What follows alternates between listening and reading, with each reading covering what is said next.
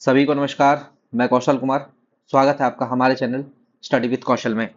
आज हम लोग पॉलिटी का अगला क्लास पढ़ने जा रहे हैं और जिस चैप्टर का नाम है मौलिक अधिकार यानी कि फंडामेंटल राइट।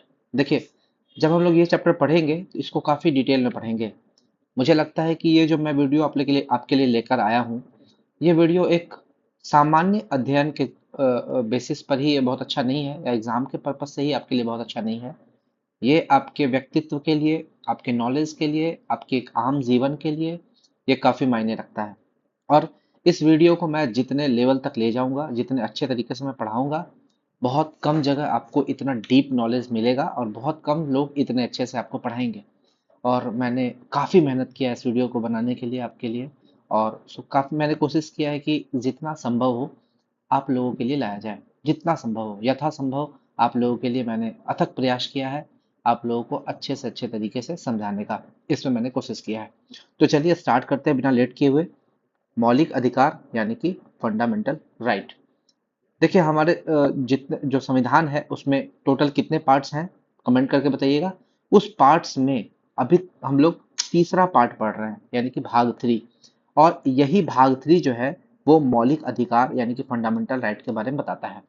भाग थ्री को हम लोग क्या बोलते हैं? भारत का मैग्ना कार्टा। भारत का मैग्ना कार्टा बोलते हैं। और इस भाग थ्री को कितने से कितने आर्टिकल तक डिवाइड किया गया है? आर्टिकल 12 से लेकर 35 तक। आर्टिकल 12 से लेकर 35 तक इसको डिवाइड किया गया। यही हमारा मौलिक अधिकार है। ठीक है। भाग थ्री को भारत का मैग्ना कार्टा बोलते हैं। देखिए, मैग्ना कार्टा आखिर है क्या, तो यहाँ देखते हैं मैग्ना कार्टा। मैग्ना कार्टा अधिकारों का वह प्रपत्र है जिसे इंग्लैंड के किंग जॉन, ये भी क्वेश्चन आपसे पूछ सकता है, किंग जॉन के द्वारा 1215 में सामंतों के दबाव में जारी किया गया था। यह नागरिकों के मौलिक अधिकारों से संबंधित पहला लिखित प्रपत्र था। प्रपत्र यानी कि एक रिपोर्ट था। ठीक है। तो आप ये कह सकते हैं मैग्ना कार्टा क्या है? एक अधिकारों का प्रपत्र है जो इंग्लैंड के किंग जॉन के द्वारा 1215 में सामंतों के दबाव में जारी किया गया था। और यह नागरिकों के मौलिक अधिकारों से संबंधित पहला लिखित प्रपत्र था। इसको आप लोग समझ गए। अब हम लोग आगे आते हैं। बिल ऑफ राइट्स क्या होता है? अधिकारों की घोषणा या घोषणा पत्र। ये होता क्या है? देखिए, बिल ऑफ राइट्स अगर आपसे पूछे एग्जाम में तो इसे यूएसए से लिया गया था, यूएसए के संविधान से लिया गया था। ये एक अधिकारों की सूची है। जैसे यहाँ पर आपको मैग्ना कार्टा जो ब्रिटेन में है, इंग्लैंड में एक अधिकारों का प्रपत्र है, उसी तरह बिल ऑफ राइट्स जो है वो यूएसए में अधिकारों की एक सूची है। अधिकारों की एक सूची है। और ये अमेरिका का है, ये मैग्ना कार्टा इंग्लैंड का है। अंतर बस इतना है। अब समझिएगा, बिल ऑफ राइट्स कहता क्या है? ये कहता है कि जो भी अधिकार नागरिकों को दिए गए हैं वो अधिकार रीजनेबल होने चाहिए, देश के डेवलपमेंट में सहायक होना चाहिए। ऐसा नहीं कि किसी को कुछ भी बोलने का अधिकार है, स्वतंत्रता है बोलने की, तो इसका मतलब ये किसी भी धर्म के लोगों को ऐसा बात बोल दे जो उस व्यक्ति के लिए मानहानि साबित हो। किसी को खुलेआम पब्लिकली कुछ भी बोल दे, किसी के धर्म के विरुद्ध कुछ बोल दे। ठीक है। तो ये ऐसा नहीं होना चाहिए। अधिकार जो है वो रीजनेबल होना चाहिए और वो देश के डेवलपमेंट में सहायक होना चाहिए। इसे सोसाइटी एक्सेप्ट करे, ऐसा नहीं कि सोसाइटी उसे निगलेक्ट करे। सोसाइटी एक्सेप्ट करे, ये भी हम लोग को देखना है। और लॉ एंड ऑर्डर जो हमारा कानून है वो भी उसको मान्यता दे। ठीक है। जैसे पहले 377 जो था, समलैंगिक समलैंगिक विवाह या फिर जो भी है, समलैंगिक सेक्स जो है, वो होमोसेक्सुअल सेक्स जो है वो आपका लीगल नहीं था इंडिया में, लेकिन अब उसे लीगल मान लिया गया है। विवाह नहीं, वो सेक्सुअल सेक्सुअल एक्टिविटी जो समलैंगिकों के बीच में होती है वो उसको अब लीगल करार कर दिया गया है।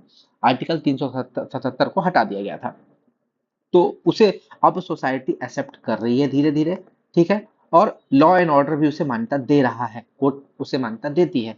इसीलिए वो बिल ऑफ राइट्स यही कहता है, जिसे सोसाइटी भी एक्सेप्ट करे, लॉ एंड ऑर्डर भी मान्यता दे, वो एक रीजनेबल अधिकार होना चाहिए और देश के डेवलपमेंट में सहायक होना चाहिए। ये है बिल ऑफ राइट्स। इतना समझ में आ गया? आगे बढ़ते हैं।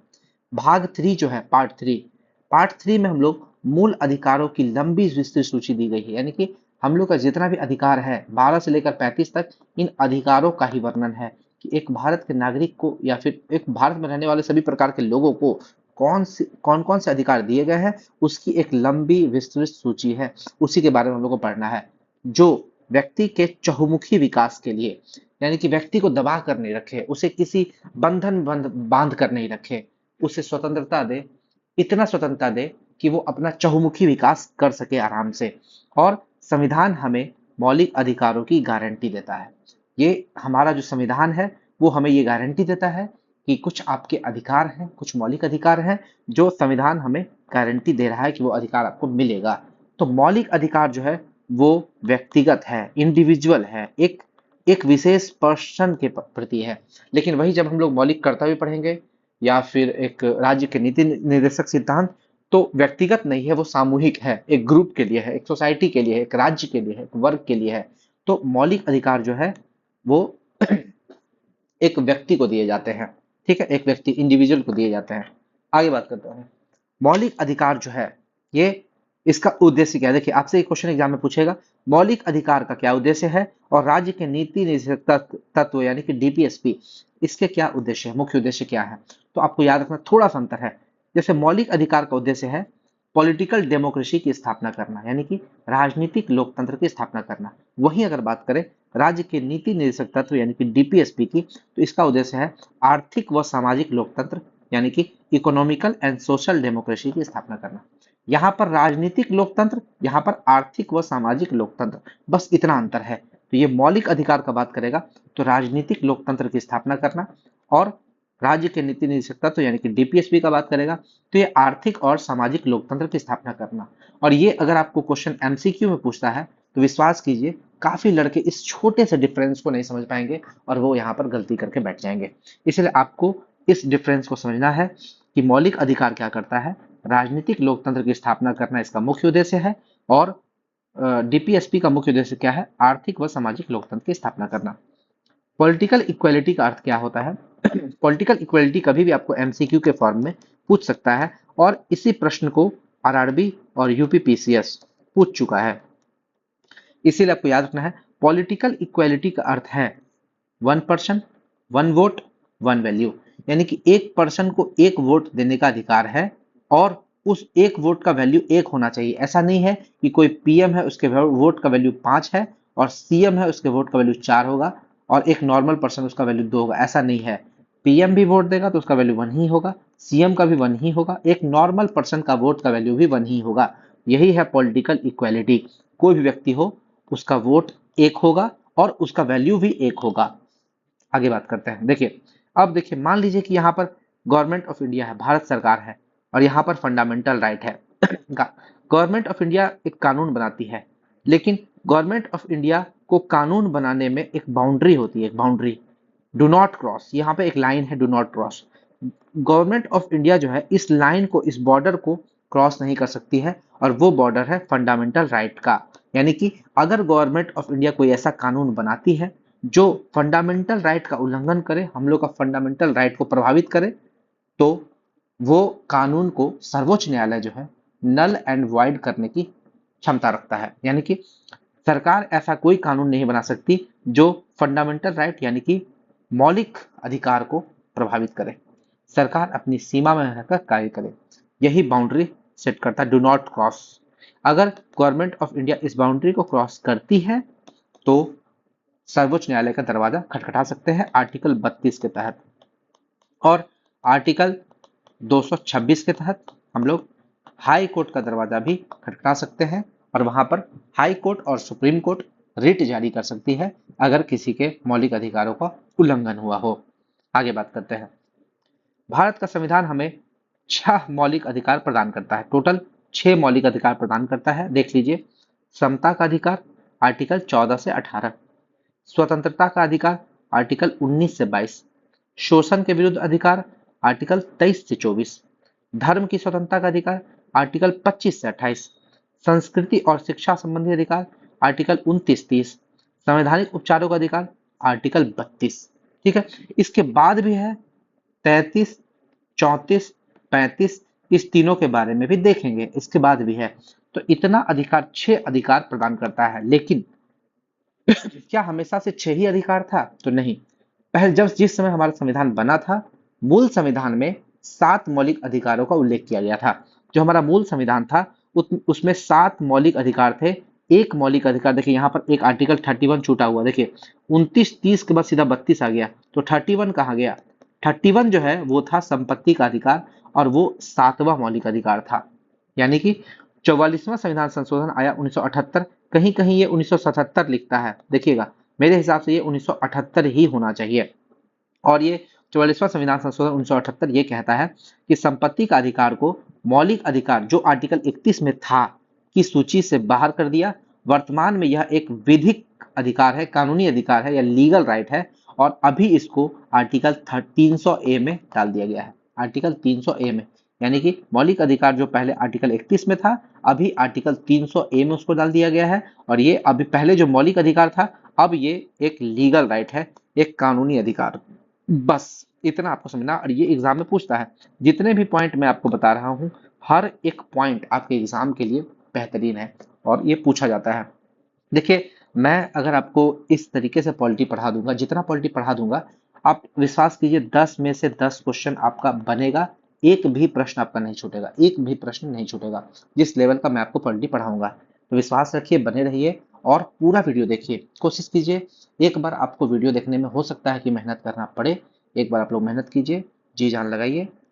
आने वाले समय में आपको लगेगा कि इससे कितना आपको नॉलेज मिल रहा है और कितनी आपकी नॉलेज में वृद्धि हो रही है। बहुत ऐसे पॉइंट्स हैं जो आपके एग्जाम के पर्पज से इंपॉर्टेंट होते हैं, जो आपको नॉर्मल बुक्स में अवेलेबल नहीं होंगे, जो मैंने यहाँ पे इंक्लूड किया है। वो आपके ज्ञान वर्धन के लिए, आपके नॉलेज के इन्हेंसमेंट के लिए काफ़ी ज़रूरी है। चलिए स्टार्ट करते हैं आगे। मौलिक अधिकारों की कुछ विशेषताएं होती हैं जो एग्जाम में पूछ लिया जाता है। जैसे कुछ अधिकार केवल भारतीय नागरिकों को प्राप्त है, जैसे 15, 16, 19, 29 और 30, यानी कि आर्टिकल 15, 16, 19, 29, 30 ये केवल और केवल भारतीय नागरिकों को प्राप्त है, ये विदेशियों को प्राप्त नहीं है। और मौलिक अधिकार की बात करें, ये असीमित नहीं है, यानी कि अगर आप सोचिएगा कि मेरा मौलिक अधिकार असीमित है, अनंत है, किसी को जाके चाकू भोंक दे, तो ऐसा नहीं है, असीमित नहीं है। फंडामेंटल राइट्स पर रीजनेबल रेस्ट्रिक्शंस लगाए जा सकते हैं, यानी कि फंडामेंटल राइट पर युक्ति युक्त प्रतिबंध लगाए जा सकते हैं। जो रीजनेबल प्रतिबंध है वही लगाएगा, जबरदस्ती आपको बंद कमरा में बंद नहीं कर देगा, ठीक है, एक कमरे में बंद नहीं कर देगा। कुछ जरूरी चीज है, जैसे मार्शल लॉ है, आपके मौलिक अधिकारों को विलंबित किया जा सकता है, तो वो युक्ति युक्त प्रतिबंध जो आपके लिए, हमारे देश के लिए जरूरी है, वो प्रतिबंध लगाए जा सकते हैं। और मौलिक अधिकार असीमित नहीं है, ये वाद योग्य है, यानी कि इसे न्यायालय में चुनौती दी जा सकती है, यानी कि ये एक न्यायोचित है, न्यायोचित है। यानी कि जो हमारे संवैधानिक सलाहकार थे बी एन राव ने हमारे जितने भी अधिकार हैं उसको दो पार्ट में बांट दिया। एक था न्यायोचित और एक था गैर न्यायोचित, ठीक है। यानी कि न्यायोचित यानी कि वाद योग्य, यानी कि जिसको न्यायालय में चुनौती दी जा सकती है, वो है फंडामेंटल राइट। लेकिन एक है गैर न्यायोचित, यानी कि जिसे न्यायालय में चुनौती नहीं दी जा सकती, वो है डीपीएसपी और प्रस्तावना। हमारा प्रस्तावना भी यही है, आप इसको जाकर न्यायालय में चुनौती नहीं दे सकते हैं। आगे बात करते हैं उचित या अनुचित प्रबंध की व्याख्या। यानी कि देखिए, अगर मान लीजिए कि हमारा कोई भी फंडामेंटल राइट है, वो उचित है कि अनुचित है, या उस पर जो प्रतिबंध लगाया गया है, जो रिस्ट्रिक्शन लगाया गया है, वो उचित है कि अनुचित है, उसका व्याख्या कौन करेगा? सर्वोच्च न्यायालय। सर्वोच्च न्यायालय बताएगा कि जो सरकार आप पर प्रतिबंध लगाई है वो उचित है कि अनुचित है, वो सुप्रीम कोर्ट का काम है, ठीक है। एग्जाम्पल आप देखिए, धार्मिक स्वतंत्रता पर प्रतिबंध 3 कारणों से लगाया जा सकता है। जैसे आपको धार्मिक स्वतंत्रता है, धार्मिक स्वतंत्रता का अधिकार है, लेकिन उस पर भी 3 तरीके से प्रतिबंध लगाया जा सकता है। पहला, नैतिकता का। अगर मान लीजिए धार्मिक स्वतंत्रता दी गई है और वो उससे नैतिकता का हनन हो रहा है, वो धर्म के नाम पर गलत काम किए जा रहे हैं, तो वो नैतिकता का अगर हनन हो रहा है, तो वहां पर धार्मिक स्वतंत्रता का पर प्रतिबंध भी लगाया जा सकता है।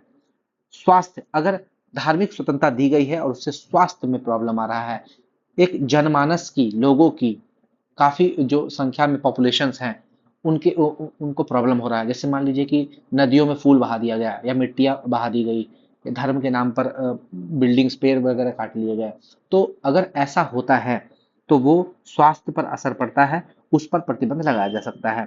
सार्वजनिक व्यवस्था को अगर प्रॉब्लम हो, मान लीजिए रोड पर जुलूस निकाल दिया गया, ठीक है, ठीक है, तो ऐसा अगर कोई काम होता है जिससे हमारा ट्रैफिक बाधित हो, हमारा क्या बोलते हैं, सार्वजनिक व्यवस्था बाधित हो, पब्लिक का जो पब्लिक को प्रॉब्लम हो रही हो, आम जनता को प्रॉब्लम हो रही हो, तो धार्मिक स्वतंत्रता पर भी प्रतिबंध लगाया जा सकता है। तो ये कौन कहेगा कि ये जो प्रतिबंध सरकार ने लगाया है वो उचित है कि अनुचित है, ये कहने का अधिकार है सर्वोच्च न्यायालय को, सुप्रीम कोर्ट को। आगे बात करते हैं। सरकार और निजी दोनों के खिलाफ उपबंध है, यानी कि सरकार आपकी फंडामेंटल राइट को छीनने या कम करने का कानून नहीं बना सकती, यानी कि सरकार या फिर निजी दोनों के खिलाफ उपबंध है। यानी कि अगर जो फंडामेंटल राइट हम लोग को दिए गए हैं ये सरकार के खिलाफ भी है और निजी के खिलाफ भी है, दोनों के खिलाफ उपलब्ध है। यानी कि कोई निजी कंपनी, फर्म या संस्था भी आपके मौलिक अधिकार को छीनने या कम करने का कानून नहीं बना सकती। कोई मान लीजिए निजी कंपनी, आप फैक्ट्री में गए काम करने के लिए, तो फैक्ट्री वाला भी जो अपना फैक्ट्री का जो कानून रखता है, लॉ बनाता है, वो पब्लिक का फंडामेंटल राइट को मद्देनजर रखते हुए बनाता है। और सरकार भी जो कानून बनाएगी वो इस मौलिक अधिकार में फंडामेंटल राइट को मद्देनजर रखते हुए बनाएगी कि किसी भी व्यक्ति का फंडामेंटल राइट का उल्लंघन नहीं होना चाहिए। आगे बात करते हैं। फंडामेंटल राइट जो है यानी कि मौलिक अधिकार जो है वो राज्य के विरुद्ध नागरिकों के दावे हैं।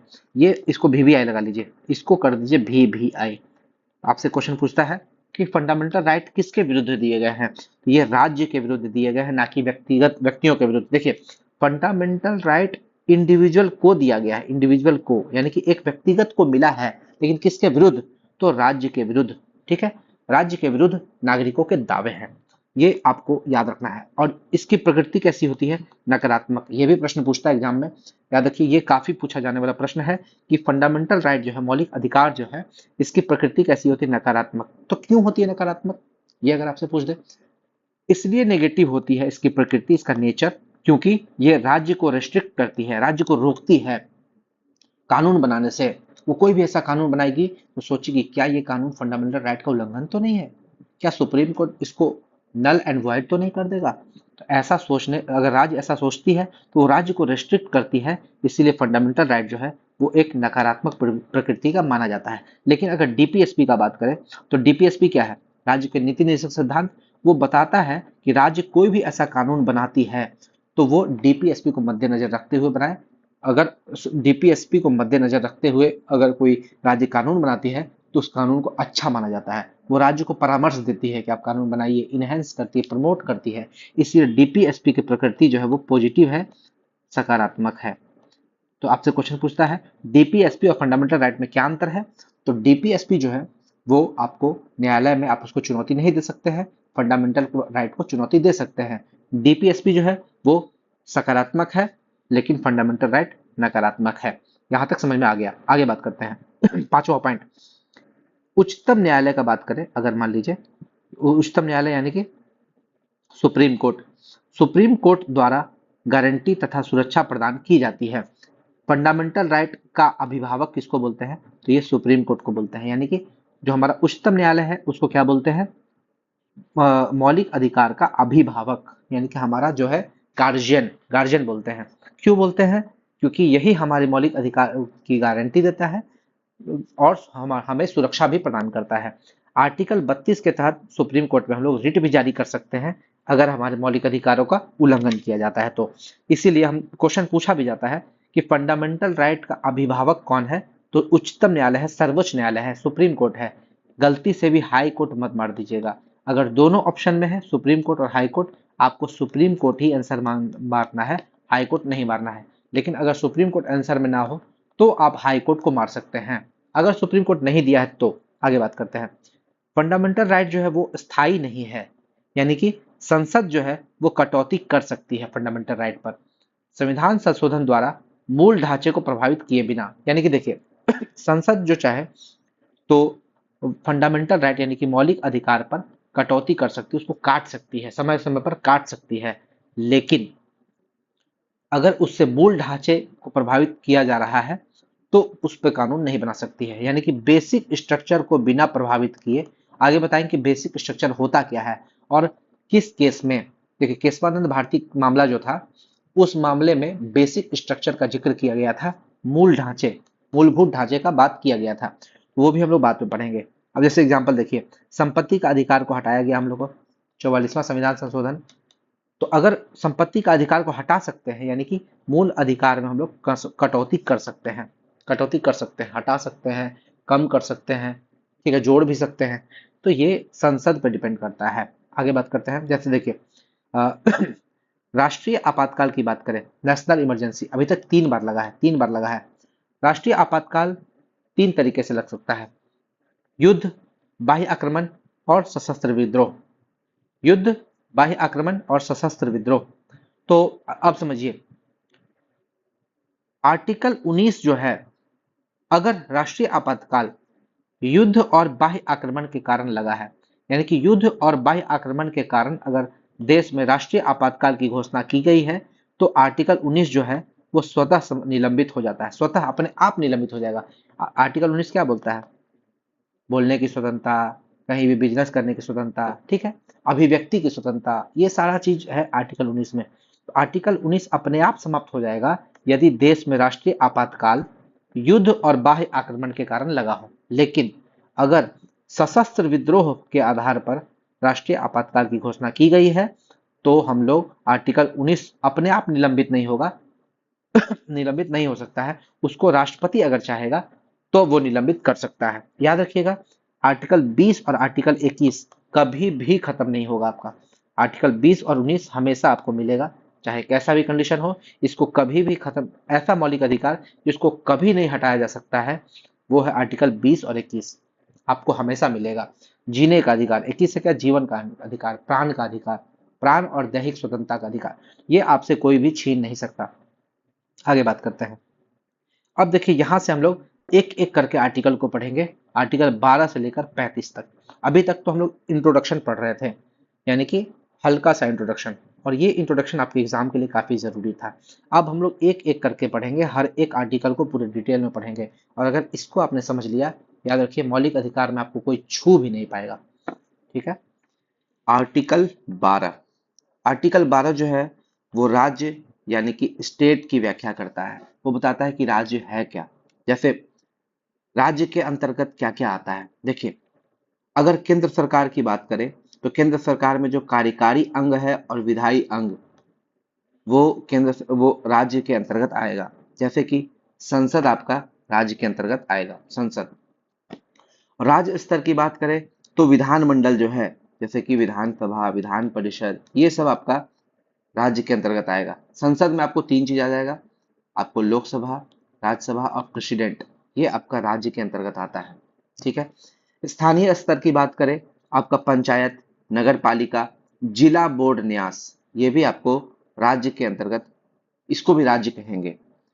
कोई निजी इकाई का अगर बात करें जो राज्य के साथ काम करता हो, जैसे LIC, steel authority of India limited, या oil and natural gas commission, ये सब ऐसे ऐसे जो भी निजी संस्थाएं हैं जो राज्य के साथ काम करती है, और भी बहुत सारी हो सकती है, वो उनको भी राज्य का दर्जा देंगे। अगर वो भी कोई कानून बनाती है तो हम लोग कहेंगे कि वो राज्य ने कानून बनाया है। ठीक है। अन्य वैधानिक व गैर संवैधानिक प्राधिकरण जो राज्य के साथ काम करे, वो भी राज्य की राज्य के अंतर्गत आता है। तो आर्टिकल 12 जो है वो राज्य की व्याख्या करता है, वो बताता है कि हम लोग स्टेट किसको बोलेंगे, स्टेट किसको बोलेंगे। याद रखिएगा, कहीं भी पूरे संविधान में, पॉलिटी में, अगर हम लोग राज्य शब्द का वर्ड यूज कर रहे हैं, वो आर्टिकल 12 ही है, समझ लीजिएगा। आगे बात करते हैं आर्टिकल 13। आर्टिकल 13 मौलिक अधिकारों से असंगत या उनका अल्पीकरण करने वाली विधियां जो है वो सुनी होंगी। यानी कि आर्टिकल 13 क्या कहता है, ऐसा कोई भी कानून बनाया जा रहा है जो मौलिक अधिकार से इतर है, मौलिक अधिकारों से हट कर है, वो उसका जो डू नॉट क्रॉस वाला लाइन है उसको पार कर रहा है, या उनको अल्पीकरण करने की कोशिश की जा रही है, उनको कम करने की, लो करने की कोशिश की जा रही है, तो ऐसी विधियां जो है वो शून्य होंगी, खत्म होंगी, नल एंड वॉइड होंगी। जैसे संसद, विधानमंडल द्वारा, देखिए विधियां किसको बोलेंगे हम लोग, कानून किसको बोलते हैं, विधि किसको बोलते हैं, तो ये बहुत हम लोग सचिवालय में काम करते हैं तो हम लोग देखते हैं विधि कैसे, कोई भी हम लोग आदेश निकालते हैं, ऐसा कोई भी आदेश, ठीक है, या अधिसूचना, ठीक है, संसद विधानमंडल द्वारा पारित कोई भी अध्यादेश, आदेश, नियम, अधिसूचना, रूढ़ि प्रथा, ये सारा चीज विधि के अंतर्गत आता है। ठीक है। और ऐसा कोई भी अधिसूचना आदेश, ये जो कोई भी संसद निकालती है या हमारा विभाग, कोई भी विभाग है, जैसे खेल मंत्रालय ने आज कोई आदेश निकाला या हमारे विभाग ने कोई आदेश निकाला, शिक्षा विभाग ने कोई आदेश निकाला, अधिसूचना निकाला, तो वो सारा अध्यादेश, आदेश, नियम, अधिसूचना, रूढ़ि प्रथा, वो सब जो है विधि के अंतर्गत आएगी, विधि के अंतर्गत। ठीक है। और आर्टिकल 13 क्या कहता है कि उच्चतम न्यायालय जो है, सुप्रीम कोर्ट, ये न्यायिक समीक्षा यानी कि जुडिशियल रिव्यू या पुनरावलोकन की शक्ति के अंतर्गत ऐसी विधियों को असंवैधानिक घोषित कर सकता है जो मूलाधिकारों का उल्लंघन करती है। यही, और ये यानी कि जो असंगत है या उनका अल्पीकरण करने वाली विधि है मौलिक अधिकार का, उसको कौन नल एंड वॉइड घोषित करेगा? तो सिर्फ और सिर्फ सुप्रीम कोर्ट। ठीक है, आगे बात करते हैं। आर्टिकल 13 के अनुसार विधि क्या है वो मैंने बता दिया। आर्टिकल 13 के अनुसार विधि में संविधान संशोधन नहीं है, यानी कि जब स्टार्टिंग में आर्टिकल 13 आया था, उसमें हम लोग बोलते थे कि विधि जो है, जो हमारा संसद निकालती है, आदेश, अध्यादेश, उसमें कोई भी संविधान संशोधन का व्याख्या नहीं किया था। विधि में संविधान संशोधन नहीं है आर्टिकल 13 के अनुसार, यानी कि 368 जो है वो संविधान संशोधन के बारे में बोलता है, और ये बोलता है कि आर्टिकल 13 में कोई भी चीज होगा उसमें 368 नहीं लगाएंगे, क्योंकि वो मौलिक अधिकार के अंतर्गत आ जाता है। लेकिन केशवानंद भारती मामला जो था 1973 में, वो सर्वोच्च न्यायालय ने कहा, उसमें क्या कहा कि मौलिक अधिकारों के उल्लंघन के आधार पर संविधान संशोधन को चुनौती दी जा सकती है, संविधान संशोधन की जा सकती है, लेकिन बेसिक स्ट्रक्चर, बुनियादी ढांचे या मूल ढांचे को छेड़छाड़ नहीं किया जाएगा। वो मूल ढांचे की बात केशवानंद भारती में ही की गई थी। तो हम लोग देखेंगे आगे जितना भी मामला है, जितना भी मामला रिलेटेड है, जो एग्जाम में पूछता है, हम लोग 8 से 9 मामला देखेंगे जो एग्जाम में पूछता है। जैसे केशवानंद भारती मामला हुआ, वैसे ही 8 से 9 टोटल मामला है। उन सारे मामलों को हम लोग पूरे डिटेल में देखेंगे, एग्जाम में पूछता है। तो ये चैप्टर थोड़ा सा आपको समझने वाला चैप्टर है, इसलिए इसमें टाइम देना पड़ेगा, थोड़ा सा आपको समझना पड़ेगा। जैसे देखिए, आर्टिकल 13 का 2 क्या बोलता है कि राज्य ऐसा कोई भी विधि नहीं बना सकता जो मूल अधिकारों को कम करती या छीनती हो। अगर मूल अधिकार को कम करेगी या छीनेगी तो सर्वोच्च न्यायालय, आपका सुप्रीम कोर्ट जो है, वो न्यायिक समीक्षा, जुडिशियल रिव्यू या पुनरावलोकन की शक्ति के अंतर्गत ऐसी विधियों को असंवैधानिक घोषित कर देगा। ठीक है, असंवैधानिक और अमान्य, नल एंड वॉइड, वो घोषित कर सकता है। अब देखिए कुछ मामला है जिसको देख लेते हैं, कुछ मामला की बार बार एग्जाम में आपसे पूछता है। जैसे ये दोनों मामला आप देखिए, पहला तो है शंकरी प्रसाद वर्सेस भारत संघ। ये मामला का ईयर भी आपको याद रखना है, ईयर पूछता है एग्जाम में, 1951। सज्जन सिंह वर्सेस राजस्थान सरकार, ये मामला का ईयर मैंने नहीं लिखा है, 1965 होगा, 1965। ठीक है, याद रखिएगा। शंकरी प्रसाद मामला और सज्जन सिंह मामला, इस मामला में सर्वोच्च न्यायालय ने क्या कहा? उच्चतम न्यायालय ने कहा कि आर्टिकल 368 के तहत संसद द्वारा मूल अधिकारों में संशोधन किया जा सकता है। यहाँ तो हम लोग क्या पढ़े हैं आर्टिकल 13 में, कि आर्टिकल 13 के अनुसार विधि में संविधान संशोधन नहीं है, लेकिन इस मामले में, शंकरी प्रसाद मामले में और सज्जन सिंह के मामले में क्या कहा कि मूल अधिकार में संशोधन किया जा सकता है। ये बस इस पॉइंट को याद रखिए, किस मामला में क्या डिसीजन आया सुप्रीम कोर्ट का, वो डिसीजन एग्जाम में आपसे पूछता है। खासकर कि यूपी का जो एसआई वाला एग्जाम होता है, यूपी जो एसआई वाला एग्जाम लेती है, इन मामलों को भर भर के पूछती है। आगे बात करते हैं, गोलकनाथ बनाम पंजाब सरकार, इसमें क्या है देखिए, 1967 में ये मामला आता है, और इसमें जो पहले जो डिसीजन लिया था कि मूल अधिकार में संशोधन कर सकती है, इसको उलट दिया, पलट दिया, बोला कि अब ये डिसीजन उल्टा हो गया। जैसे कि इसमें सुप्रीम कोर्ट ने पूर्व निर्णय को पलट दिया तथा कहा आर्टिकल 368 के तहत मूल अधिकार में संशोधन की शक्ति संसद को प्राप्त नहीं है। संसद जो है आर्टिकल 368 के तहत संशोधन नहीं कर सकती है। यानी कि शुरू में बोला शंकरी प्रसाद सज्जन सिंह में कि मूल अधिकार में संशोधन कर सकती है, करो भाई, कोई दिक्कत नहीं है, लेकिन गोलकनाथ मामले में पलट दिया, बोला कि आप मूल अधिकार में परिवर्तन नहीं कर सकती है। और ये VVI क्वेश्चन है, गोलकनाथ बार बार एग्जाम में पूछता है।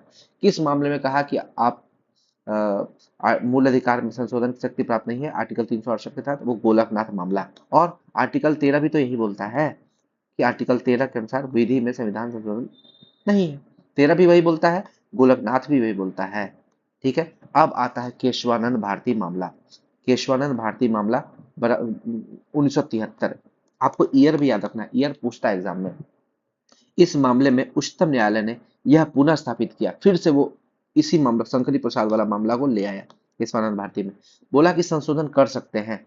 संसद को मूल अधिकारों सहित, मूल अधिकारों के साथ साथ संविधान के किसी भी भाग में संशोधन करने की शक्ति प्रदान करती है, परंतु ऐसा कोई संशोधन नहीं होगा जिससे संविधान के मूल ढांचे, बेसिक स्ट्रक्चर को आघात पहुंचता हो। संविधान का मूल ढांचा है क्या, किसी को नहीं पता। यानी कि इस मूल ढांचा जो है या बुनियादी ढांचा, बेसिक स्ट्रक्चर, इसका उल्लेख कहीं भी भारत के संविधान में नहीं है और किसी भी लोगों को नहीं पता है कि मूल ढांचा आखिर है क्या। किसको बोलेंगे मूल ढांचा, किसी को नहीं पता है। तो समय समय पर हमारा जो सुप्रीम कोर्ट है वो खुद हमें बताता है कि मूल ढांचा क्या है। वो मूल ढांचे में किसी किसी चीज को डालता गया, कहा ये हमारा मूल ढांचा, ये हमारे देश की एकता और अखंडता हमारी मूल ढांचा है। संविधान ने बताया है, बाद में बताया है, धीरे धीरे करके मूल ढांचा को एक्सप्लेन किया। लेकिन अगर आपसे क्वेश्चन पूछेगा सबसे पहले मूल ढांचा, बेसिक स्ट्रक्चर की बात किस केस में की, केशवानंद भारती केस में की, ये प्रश्न पूछता है।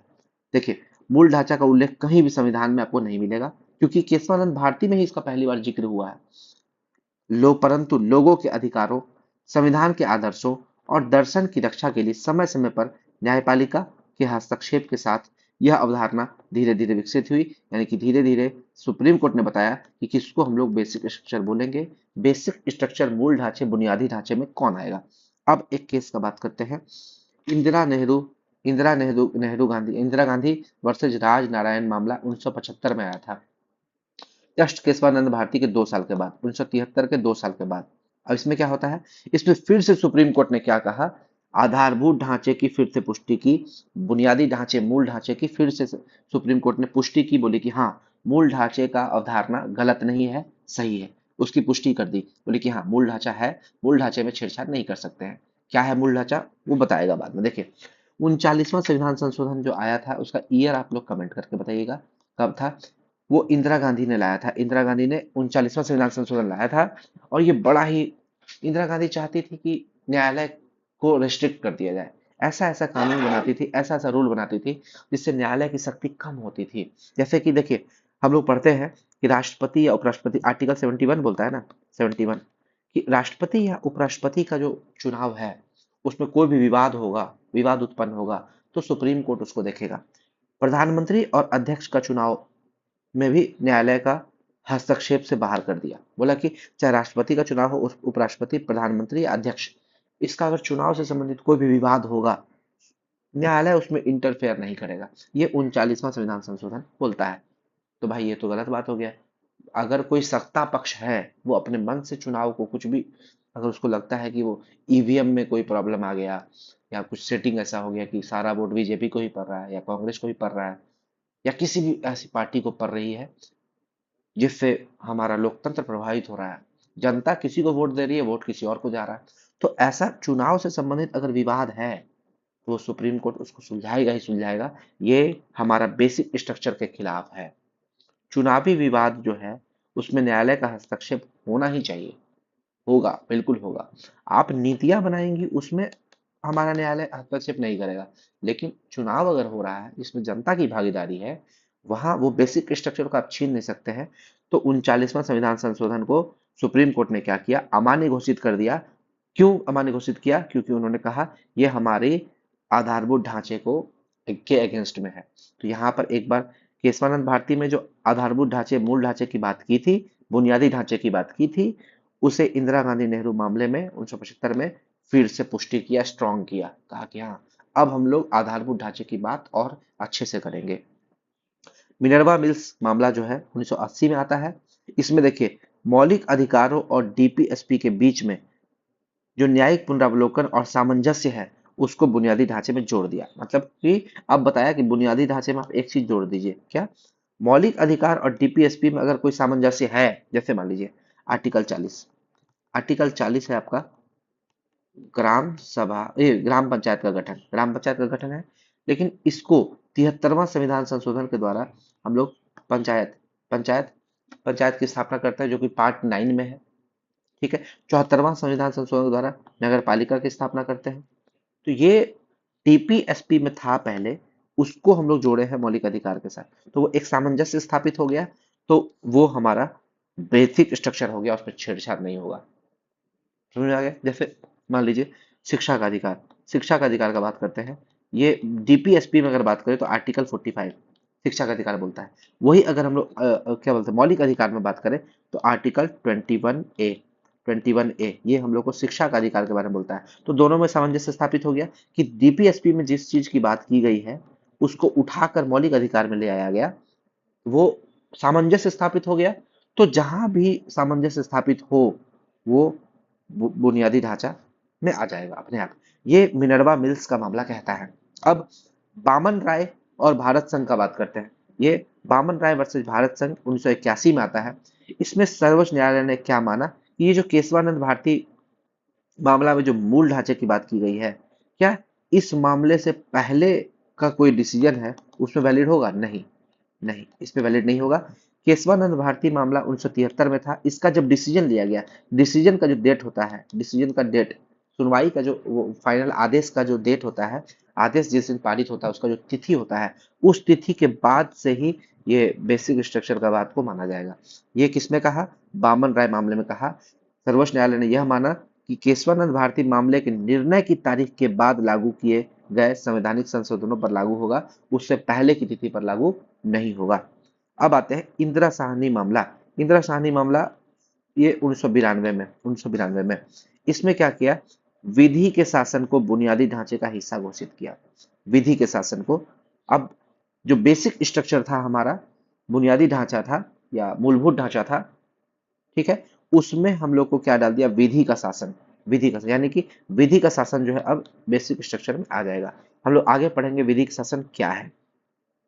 एस आर बोम्मई मामला, देखिए एस आर बोम्मई मामला में क्या है, देखिए इसमें आपको बेसिक स्ट्रक्चर में क्या क्या चीज जोड़ा? आधारभूत संरचना या मूलभूत, इसी को बोलते हैं मूलभूत या बुनियादी ढांचा, मूलभूत या बुनियादी ढांचा, इसी को बोलते हैं हम लोग, ठीक है, बेसिक स्ट्रक्चर। ठीक है, तो बेसिक स्ट्रक्चर में कुछ कुछ चीज को डाला।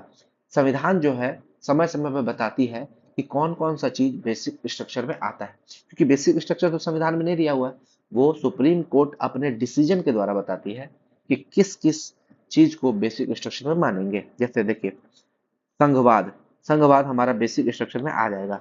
धर्मनिरपेक्षता, लोकतंत्र, राष्ट्र की एकता और अखंडता, सामाजिक न्याय, इसको बेसिक स्ट्रक्चर माना है, आधारभूत संरचना माना है। इसमें अब आर्टिकल 368 के तहत आप संविधान संशोधन नहीं कर पाइएगा, छेड़छाड़ नहीं कर पाइएगा। एस आर बोम्मई मामला वेरी फेमस, आपसे पूछ देगा कि सामाजिक न्याय को किस मामले में बेसिक स्ट्रक्चर, आधारभूत संरचना, बुनियादी ढांचा माना? तो ये एस आर बोम्मई मामला। तो क्या ऐसा प्रश्न पूछेगा, आप लोग को नहीं पता है, आप लोग बना पाइएगा एग्जाम में? कभी जिंदगी में नहीं बना पाइएगा। अब आगे आते हैं 99वां संविधान संशोधन। देखिए 99वां संविधान संशोधन बहुत जरूरी है, पूछता है एग्जाम में। ये 2015 में इसके बारे में बात की गई। ये क्या होता है? देखिए न्यायाधीशों की जो नियुक्ति होती थी वो कॉलेजियम प्रणाली के द्वारा होती थी, कॉलेजियम प्रणाली, ठीक है। लेकिन अब संसद क्या चाहिए? संसद बोलती है कि जो जज की नियुक्ति हो, न्यायाधीशों की जो नियुक्ति हो, वो कॉलेजियम प्रणाली से ना होकर एक अन्य प्रणाली एनजेएसी, एनजेएसी यानी कि राष्ट्रीय न्यायिक नियुक्ति आयोग, इसका गठन होता है 2015 में। इसकी स्थापना करती है संसद 99वें संविधान संशोधन के द्वारा। 99वें संविधान संशोधन के द्वारा एनजेएसी की स्थापना करती है संसद और कहती है कि जो जजों की नियुक्ति कॉलेजियम प्रणाली से होती थी वो अब एनजेएसी से होगी। एनजेएसी जो है वो अब जजों की नियुक्ति करेगा। तो सुप्रीम कोर्ट को लग गई मिर्ची, वहां पर ये मामला चला और 5 जज बैठे थे, जिसमें चार चार जज जो ये फेवर दिए कि 99वां संविधान संशोधन जो है हमारा नल एंड वॉइड है, अमान्य है, असंवैधानिक है, और एक जज माने कि नहीं ये संवैधानिक है। तो 4:1 की बहुमत से 99वां संविधान संशोधन तथा एनजेएसी, ये जो एनजेएसी बना था उसको असंवैधानिक और अमान्य घोषित कर दिया। तो ये आपको याद रखना है, 99वां संविधान संशोधन को नल एंड वॉइड कर दिया गया था। अब आते हैं आर्टिकल 14 की बात करते हैं। आर्टिकल 14 क्या बोलता है? भारत के राज्य क्षेत्र में किसी व्यक्ति को विधि के समक्ष समता और विधियों के समान संरक्षण का अधिकार से वंचित नहीं किया जा सकता है। इसमें दो वर्ड की बात की गई है, एक तो है विधि के समक्ष समता जो कि ब्रिटेन से ली गई है, और दूसरा है विधियों के समान संरक्षण का अधिकार जो कि अमेरिका से ली गई है। याद रखिए इस दोनों वर्ड को अंतर आप समझिएगा। विधि के समक्ष समता, अगर हम हैं और मेरा कोई पड़ोसी है, वो कानून के समक्ष दोनों बराबर है, कानून के समक्ष दोनों बराबर है, किसी को विशेषाधिकार प्राप्त नहीं है।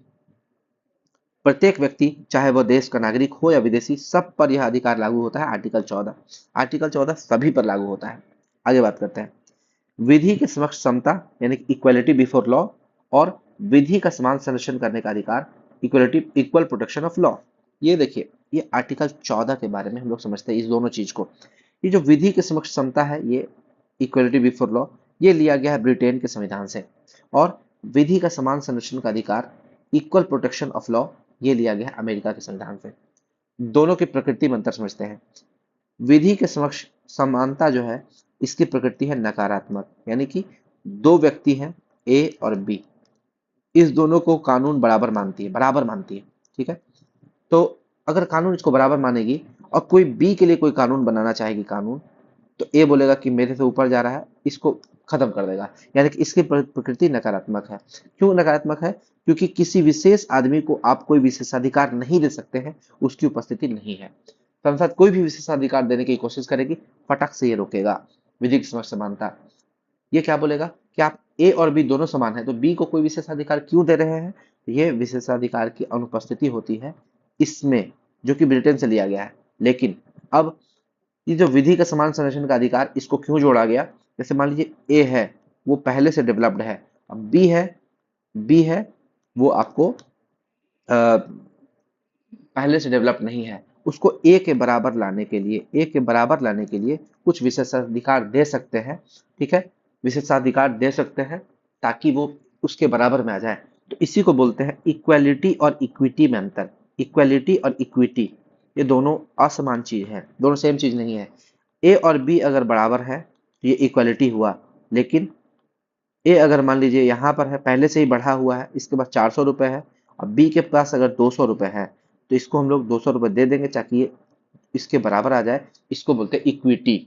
इक्विटी, ये इक्वालिटी नहीं, इक्विटी है। तो यही वर्ड बोलता है विधि का समान संरक्षण का अधिकार, और ये अमेरिका से लिया गया है।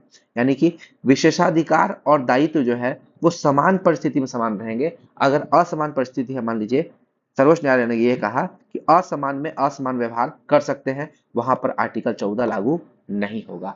देखिए, बहुत बेहतरीन चीज है। अगर इसको डीपली समझिएगा तो आपको समझ में आएगा। यानी कि अगर दो व्यक्ति हैं, वो समाज की धारा से नहीं जुड़ पाए हैं, ठीक है, अगर ए व्यक्ति जो है वो ऊपर है और बी व्यक्ति जो नीचे है, तो संविधान जो है बी को कुछ विशेषाधिकार देगी ताकि वो ए के साथ चल सके, समाज की मूल धारा में आ सके। साधारण विधि के तहत समान व्यवहार। देखिए, तो ये नकारात्मक और सकारात्मक क्या हुआ यहाँ पर? ये जो विधि का समान संरक्षण का अधिकार है, ये संसद को कोई कानून बनाने से रोकता नहीं है। क्यों? संसद कोई कानून बना सकती है ताकि बी जो है वो ए के बराबर में आ सके, इसीलिए इसकी प्रकृति सकारात्मक है, संसद को नहीं रोकेगी। लेकिन ये संसद को रोकेगी, बोलेगी कि ए और बी बराबर है। हर आदमी को वो बराबर समझता है, हर आदमी को, चाहे वो लंगड़ा ही क्यों ना हो। अगर कोई लंगड़ा है, कोई विकलांग है, उसको हम लोग जो प्रोटेक्शन देते हैं या कोई जॉब में उसको देते हैं, सीट आरक्षित करते हैं, तो वो विधि के समान संरक्षण समक्ष समानता जो है, विधि के समक्ष समानता, इसके अनुसार उसको हम लोग आरक्षण नहीं देना चाहिए, क्योंकि ए और बी दोनों बराबर है। लेकिन हमारा देश मानता है कि जो लंगड़ा है वो आपके अपेक्षाकृत कम सक्षम है, तो अगर वो कम सक्षम है तो उसको कुछ अधिकार देने चाहिए। तो विधि का समान संरक्षण का अधिकार बोलता है उसको कुछ विशेषाधिकार दिए जाएंगे, क्योंकि समान परिस्थिति में विशेषाधिकार समान रहेंगे। वो लंगड़ा है तो वहाँ परिस्थिति समान नहीं है, उसको कुछ हम लोग ऐसा साइड से देंगे, कुछ आरक्षण देंगे ताकि वो समाज की मूल धारा में आ जाए। तो वो सरकार उसको ऐसा कानून बनाएगी, तो सरकार का कानून बनाने में ये हेल्प करेगा, इसीलिए इसकी प्रकृति सकारात्मक है। लेकिन ये जो है वो रोकेगा, बोलेगा नहीं, लंगड़ा को कानून नहीं बना सकते हैं, हम और लंगड़ा दोनों बराबर हैं, तो आप उसको कानून नहीं दे सकते। हम और विकलांग दोनों बराबर हैं, उसको आप अलग से आरक्षण नहीं दे सकते हैं। ये रोकेगा, नकारात्मक है, लेकिन ये रोकेगा नहीं, ये सकारात्मक है। ये बोलेगा आप कानून बनाइए, जो समाज की मुख्य धारा में नहीं जुड़ पाए हैं उसको मुख्य धारा में लाइए। देखिए, बहुत बेहतरीन चीज है। अगला समझिएगा, साधारण विधि के तहत समान व्यवहार। ठीक है, समान व्यवहार करने की बात करता बता चुके हैं, कोई भी व्यक्ति कानून के ऊपर नहीं है। आगे, समान विधि के अंतर्गत सभी समान व्यवहार किया जाएगा, लेकिन असमान विधि के तहत असमान व्यवहार किया जा सकता है। समान के साथ समान व्यवहार, ये भी ये देखिए, इस दोनों का मेन चीज है, मूल जो है वो हम आपको बता चुके, आगे आते हैं। दोनों का उद्देश्य, इसका और इसका दोनों का उद्देश्य क्या है? न्याय, विधि व अवसर की समता, यही है। सर्वोच्च न्यायालय ये क्या कहा कि देखिए ये समान विधि के अंतर्गत सभी समान व्यवहार किया जाएगा। विशेषाधिकार और दायित्व जो है वो समान परिस्थिति में समान रहेंगे, लेकिन जहां पर भी असमान परिस्थिति आएगा वहां पर असमान व्यवहार किया जा सकता है। आर्टिकल 14 लागू नहीं होगा, यानी कि अगर कोई लंगड़ा है उसको कोई कानून देना है, उसको समाज की मुख्य धारा से जोड़ना है, तो वहां पर कुछ कानून बनाया जा सकता है। संसद जो है वहां पर कुछ कानून बनाए जा सकती है, बना सकती है। विधि का शासन क्या है इसको समझते हैं। देखिए एक साइंटिस्ट थे, सॉरी एक न्यायवादी थे, ब्रिटिश न्यायवादी ए वी डाइसी। इन्होंने ही लाया था विधि का शासन, रूल ऑफ लॉ। इन्होंने 4 मुख्य पॉइंट लिखे। इस चारों पॉइंट को देखते हैं क्या है। पहला पॉइंट बोलता है कि किसी भी व्यक्ति को इच्छाधीन शक्तियां नहीं हो। अनंत शक्ति किसी के पास नहीं हो सकती है। कानून के उल्लंघन के सिवा उसको दंड नहीं दिया जाएगा। यानी कि आप कोई अगर जा रहा है, किसी को कुछ ऐसा बात बोला जो कानून का उल्लंघन नहीं है, आप उसको सजा नहीं दे सकते। आपको टेढ़ा करके मुंह मुंह टेढ़ा करके देख दिया, ठीक, आप उसको नहीं बोलिएगा, दो छाप लगा दीजिएगा कि मुंह टेढ़ा किया तो उसको दो छाप लगा दिए, है ना, ऐसा नहीं है। जब तक कि कानून में कोई ऐसा आईपीसी सीआरपीसी है ना, आईपीसी और सीआरपीसी की तरह, मतलब आईपीसी के कानून में, आईपीसी के किसी धारा में, किसी नियम में अगर मान लीजिए कि वो जो काम किया है अगर वो गलत कृत्य है, तभी उसको सजा मिलेगा। कानून का उल्लंघन अगर कर रहा है तो उसको सजा मिलेगा, अन्यथा आप उसको सजा नहीं दे सकते हैं। अपने मन से किसी को सजा नहीं दे सकते हैं। या आपको लग रहा है कि मेरा प्रॉपर्टी ले लेगा, आप उसको सजा नहीं दीजिएगा। कानून देखेगा कि क्या, अगर मान लीजिए वो गलत है तो वो उसको सजा देगा। विधि के समक्ष समता, कोई भी व्यक्ति कानून के ऊपर नहीं है। संविधान व्यक्तिगत अधिकारों का परिणाम है। यह एक बेसिक स्ट्रक्चर का भाग है। तो भारत में क्या लागू है? केवल 1 और 2। ठीक है, भारत में 1 और 2 लागू है, 3 लागू नहीं है, 3 लागू नहीं है। क्यों? देखिए संविधान जो है वो व्यक्तिगत अधिकारों का परिणाम नहीं है, स्रोत है। क्योंकि संविधान व्यक्तिगत अधिकारों का स्रोत है, न कि परिणाम। और ये यूपीएससी में पूछा गया प्रश्न है। ये यूपीएससी पूछा था प्रश्न। देखिए कितना डीपली पूछा था। क्या भारत में ये तीसरा पॉइंट लागू है? नहीं है।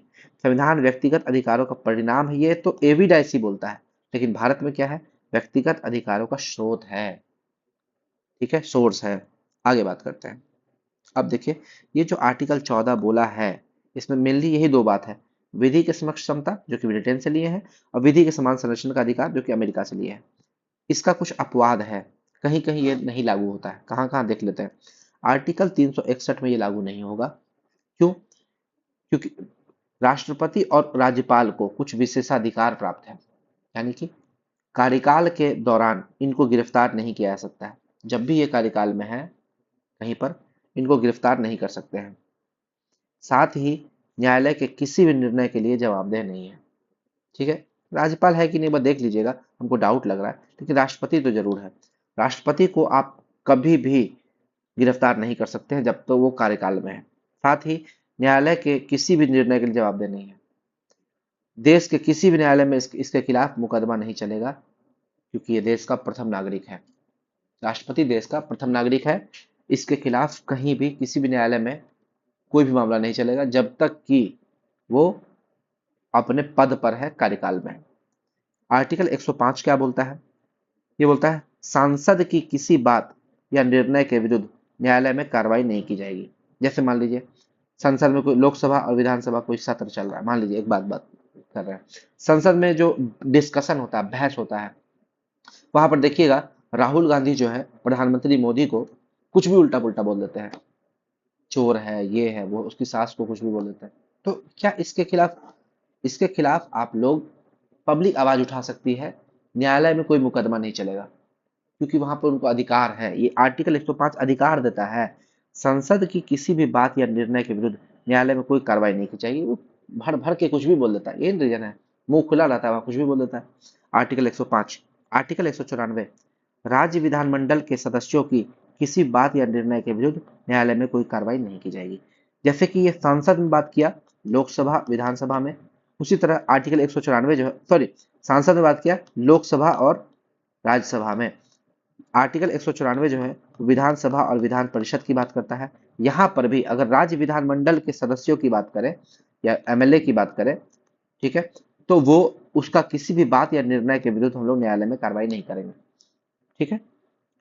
आर्टिकल 31 का गौ, यानी कि 31 का सी, 31 सी, ये आर्टिकल 14 का अपवाद है।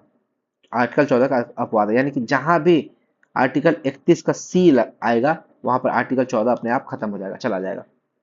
ठीक है। ये आर्टिकल 31 का सी ये जनरली किसके किसके लिए था? ये राइट टू प्रॉपर्टी के लिए था, संपत्ति का अधिकार। पहले संपत्ति का अधिकार मौलिक अधिकार था, लोग जाके लड़ता था, लेकिन संपत्ति का अधिकार को 44वां संविधान संशोधन के द्वारा हटा दिया गया मौलिक अधिकार से, और उसको डाल दिया गया अब वो एक विधिक अधिकार है। तो याद रखिएगा, यदि डीपीएसपी को प्रभावी बनाने के लिए कोई नीतियां लाई जाएंगी तो वहां आर्टिकल 14 लागू नहीं होगा, वहां आर्टिकल 14 लागू नहीं होगा। यानी कि अगर कोई अगर मान लीजिए डीपीएसपी है, ठीक है, और उसको डीपीएसपी में लिखा हुआ है कि राज्य जो है वो आरक्षण ला सकती है, शैक्षणिक रूप से, नियुक्ति में, पदोन्नति में, इस सब में अगर आरक्षण लाती है राज्य, अगर किसी तबके का भारत में पर्याप्त प्रतिनिधित्व नहीं है तो उसके लिए राज्य जो है कानून बना सकती है। वहां पर अगर डीपीएसपी से उठाकर कोई कानून बना रही है, डीपीएसपी को मानते हुए प्रभावी बनाने के लिए कोई कानून बना रही है, तो आर्टिकल 14 के तहत हम लोग ये नहीं बोलेंगे ये समता का अधिकार नहीं हुआ, ये नहीं हुआ, वो नहीं हुआ, ऐसा कुछ नहीं है। तो वहां पर आर्टिकल 14 अपने आप खत्म हो जाएगा। अब आते हैं आर्टिकल 15। आर्टिकल 15 क्या बोलता है? राज्य जो है किसी नागरिक के प्रति केवल धर्म, जाति, मूलवंश, लिंग और जन्मस्थान को लेकर विभेद नहीं किया जाएगा। यानी कि धर्म के, देखिए केवल शब्द समझिएगा, यानी कि 5 चीज है जिसके आधार पर हम लोग विभेद नहीं कर सकते। विभेद यानी कि विभेद का मतलब यही हुआ कि किसी के पक्ष में न रहना, माने हम किसी आदमी के पक्ष में बोल रहे हैं तो वहां पर तो वो बाइस्ड हो गया ना, पक्ष में नहीं रहना, किसी के विरुद्ध विपरीत मामला नहीं करना। हम लोग किसी के अगेंस्ट में बार बार बोल रहे हैं, बार बार किसी के अगेंस्ट में बोल रहे हैं, तो वो विभेद हो जाता है, वो डिफरेंस क्रिएट हो जाता है। ऐसा नहीं है, राज्य जो है 5 चीज ऐसा है जिसके आधार पर विभेद नहीं करेगा, किसी के पक्ष में नहीं बोलेगा और किसी के अगेंस्ट में भी नहीं बोलेगा। तो वो 5 चीज क्या है? धर्म, जाति, मूलवंश, लिंग और जन्म स्थान। इस 5 स्थान के आधार पर विभेद नहीं करेगा, राज्य कभी भी नहीं कर सकता है। ठीक है, ऐसा नहीं कि किसी खास धर्म को ज्यादा ज्यादा प्रेफरेंस दे दिया, ऐसा नहीं है, कभी नहीं कर सकता है, ये बोलता है आर्टिकल 15। ठीक है। तो केवल शब्द यहाँ पर लगा हुआ, केवल, यानी कि इन 5 के अलावा और किसी चीज में वो भेदभाव कर सकता है, बिल्कुल सही कर सकता है। केवल का अर्थ यही है, अन्य आधारों पर भेदभाव किया जा सकता है। इस 5 को छोड़कर बचता ही बहुत कम है। ठीक है, आगे बात करते हैं। आर्टिकल 15 का 2, सार्वजनिक स्थानों पर भेदभाव का निषेध।